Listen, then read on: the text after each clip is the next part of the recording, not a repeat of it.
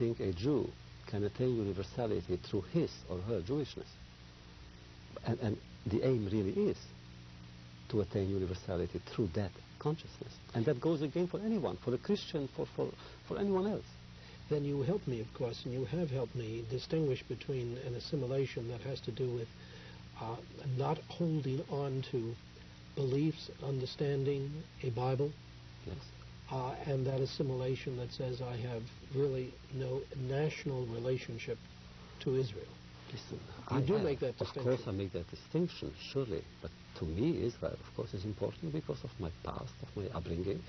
If there are some Jews who say that they are ready to live and not to think about Israel, who am I to condemn them? And they can be Jews. I'll give you a better example.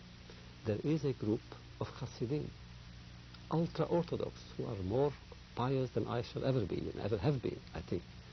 And yet they are enemies of Israel. Am I to say that they are not Jewish? Of course they are Jewish. Judaism is a pluralism. We have our own people who are with Israel, for Israel, against Israel. But the assimilation, in my vocabulary, means to give up the heritage, to change everything, to change the name, to change religion, or give up religion, to change tradition. And that I feel is foolish. And Herzl understood it as well.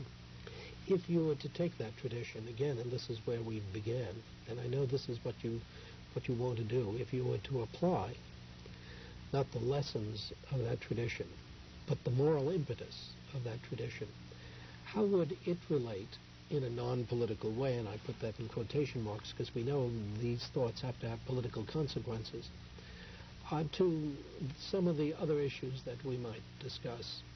Feminism is one of them. Integration, as I said, or racism, that's too easy, too simple. Where does it become difficult? Where do you draw the line? Where do you see the moral perspective? Oh, there would be difficulties, I'm sure, because after all, the document is so old, but the commentaries made it even more complicated, because either we accept the rabbinic tradition, which is the Talmud and so forth, and then we are entering into a different area. But my feeling is that it would enrich the present. If I invoke the past for the present would be enriched, absolutely. If you were to ask me what is the most important message, for instance, I would like to communicate would be that we are all princes. And that comes from the Bible.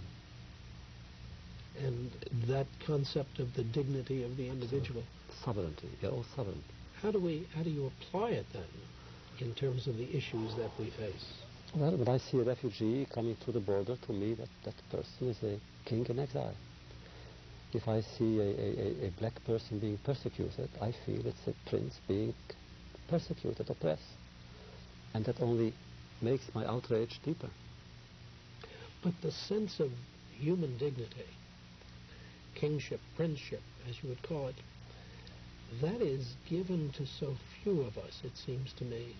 Martin Luther King, so many, perhaps there have been many in American reform movements who base their sense upon something as essentially moral, essentially religious, essentially related to their sense of the Godhead. But this is such a minor theme in our lives. Oh, because we live in an age of super communication. We are communicating so many other things that we forget the basics. It could be if American TV and newspapers were to pick up the terminology. I'm sure that in 48 hours you can impart the ideas of human beings as princes very easily. And when that idea comes up against reality, the profit motive, let's not even say reality, but the profit motive, or the way one can interpret. I was fascinated when the Pope was in Hollywood and spoke to the assembled communicators, as they were, of some of the response to the messages. The response was not universally positive. What could the response be to the voice that you raised? Oh, I know the response. Meaning they say, well, he's dreaming. So why not? You know, physicians will tell you that without dreams, the body couldn't survive, not only the mind. the body needs dreams. And if this is true of the body, how much more so of the spirit, of the mind, of the soul? Is there any reading, and I don't mean is it written, is there any reading of the past that would indicate to you that we might even experience the kind of sea change that would be necessary for your messages to take on flesh, go beyond the spirit? Yes and no. The same events that produce optimism are those that produce pessimism. I could tell you, for instance, the importance of the individual. One man and one man alone was Moses or Abraham. In other religions it was Muhammad or Jesus or Buddha.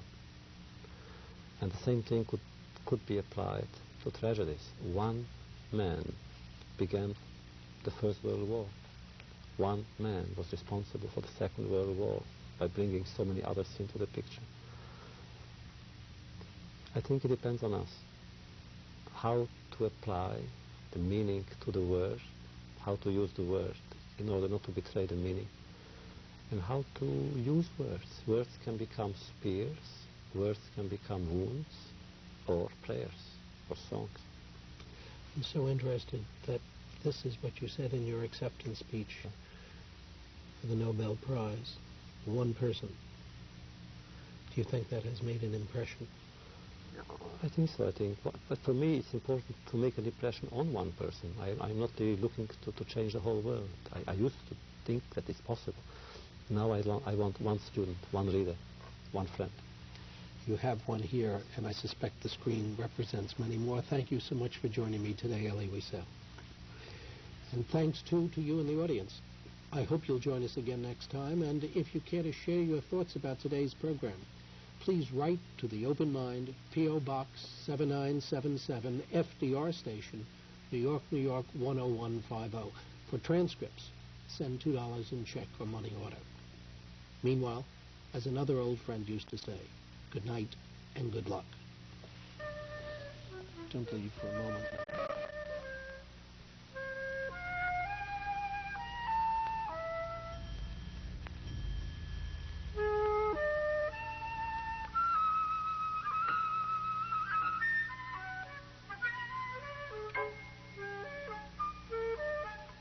Continuing production of this series has generously been made possible by grants from the Rosalind P. Walter Foundation, the M. Weiner Foundation of New Jersey, the Mediators and Richard and Gloria Manny, the Richard Lounsbury Foundation, Mr. Lawrence A. Ween, and the New York Times Company Foundation.